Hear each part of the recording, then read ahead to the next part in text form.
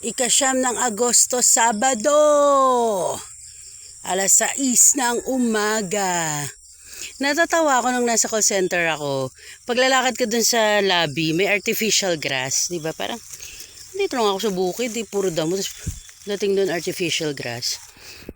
Tapos ang pinapaano kami doon, yung pinapasuot ng headset. Tapos, paparinig sa amin chirp ng ibon. Narinig nyo ba yun si Kingfisher?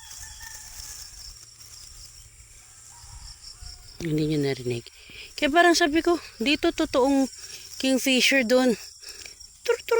Chirping birds na pinaparelax nga kami. Kasi nga call center, diba, stressful. Mga sigaw-sigaw ng customers. O ngayon ito, totoo. Nature. Diba?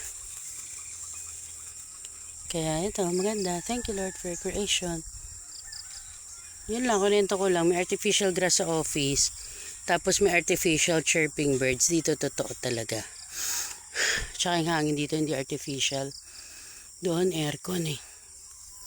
Tsaka tambucho. Tsaka nikotina. Dito maganda. Thank you Lord for this beautiful morning. What a wonderful world.